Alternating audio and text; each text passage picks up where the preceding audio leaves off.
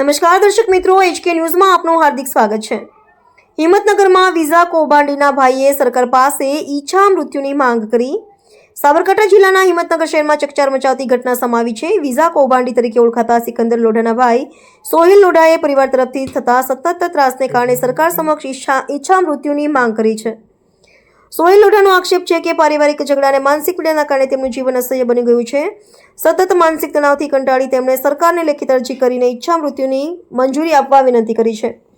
આ સમગ્ર ઘટનાએ હિંમતનગર સહિત સાબરકાંઠા જિલ્લામાં ચર્ચા જગાવી છે। હાલ તંત્ર દ્વારા અરજી અંગે શું કાર્યવાહી કરવામાં આવશે તે અંગે કોઈ સત્તાવાર પ્રતિભાવ સામે આવ્યો નથી। રિપોર્ટર કૃષ્ણવદનસિંહ પુવાર। મારું નામ સોહિલ છે। હું લાલપુર તાલુકા હિંમતનગર જિલ્લો સાબરકાંઠાનો રહેવાસી છું। મેં મહામહિમ રાષ્ટ્રપતિને ઈચ્છા મૃત્યુ માટે અરજી મોકલેલી છે કે મને ઈચ્છા મૃત્યુ જોઈએ છે। મેં જિંદગીથી થાકી ગયો છું। એના પછી મેં ગુજરાત રાજ્ય માનવ આયોગ અધિકારીને બી અરજી મોકલેલી છે કે મને ઈચ્છા મૃત્યુ જોઈએ છે। ઈચ્છા મૃત્યુનું કારણ એક જ હોય કે માણસ થાકી જાય, એની પાસે કોઈ રસ્તો ના હોય એટલે એક જ રસ્તો અપનાવે।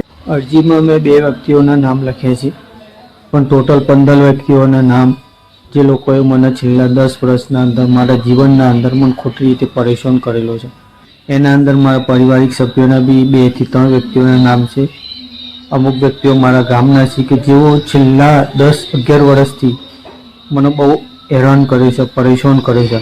અને એમાં 3-4 વ્યક્તિ એવા છે જે જેટલી વાર મને મળે અથવા મારા કોઈ પારિવારિક સભ્યને મળે તો એક જ વાત કહેતા હોય છે કે તમારા છોકરાના નામનું વોરંટ ચાલુ છે। પણ વોરંટ કયા કેસનું છે, મેં એવું શું ક્રાઇમ કર્યું છે કે મારા ઉપર વોરંટ ચાલુ છે? આ જ સમસ્યા અને આ જ માનસિકતા એ લોકોએ મને એટલો ત્રાસ આપ્યો છે। વોરંટના નામે, પોલીસના નામે મને બહુ ડરાવ્યો છે। એવા 3 થી 4 વ્યક્તિઓ છે। અમુક વ્યક્તિઓ એવા છે કે જેઓએ મારા બારામાં ખોટી બયાનબાજી કરી, મને ખોટી રીતે બદનામ કર્યો।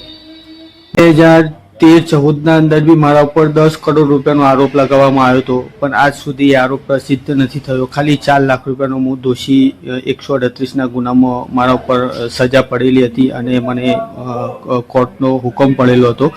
અને એ બી મારી ગેરહાજરીના લીધે મારા પરિવારની બેદરકારીના લીધે હું સજામાં મને મળ્યું હતું, સજા મળી હતી। પરંતુ 10 કરોડ રૂપિયા ક્યાં રહ્યા અને 4 લાખ રૂપિયા ક્યાં રહ્યા? આટલો બધો મારા ઉપર આ લોકોએ આરોપ લગાવી મને એટલો બદનામ કરી નાખ્યો છે કે મારી પાસે અત્યારે મરવા સિવાય બીજો કોઈ રસ્તો નહીં વધારે।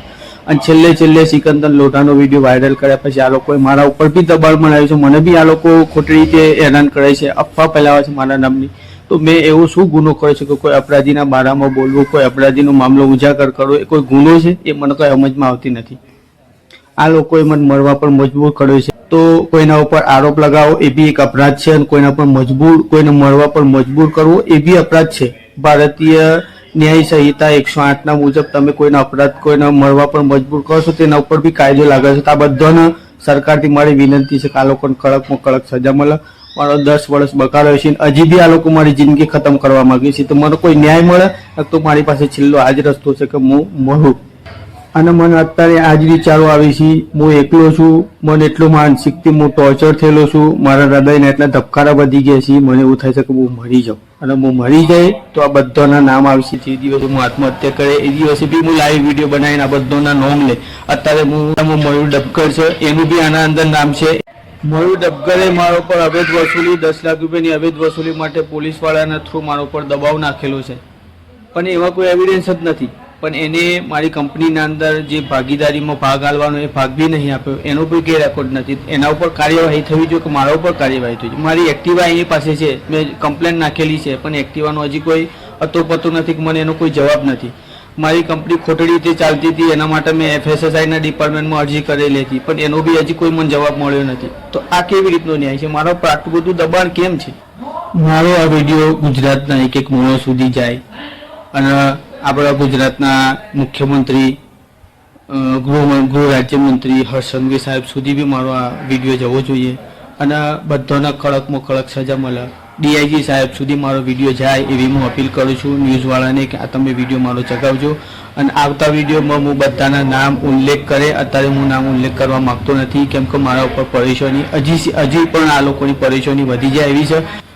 આ લોકોએ મને મારી માથી છેલ્લા 10-11 વર્ષથી દૂર રાખ્યો છે અને મને મળવા પર મજબૂર કર્યો છે। અત્યારે મારી પાસે કોઈ રસ્તો નહીં। આ લોકોએ મને 2 ઘર અને 2 ધંધા કરનો કે મારી પાસે કોઈ વેપાર બી આ લોકોએ રાખ્યો નથી. વેપાર બી મારો આ લોકોએ છીનવવામાં 1 નંબરનો આ લોકોએ મતલબ યોગદાન આપેલું છે.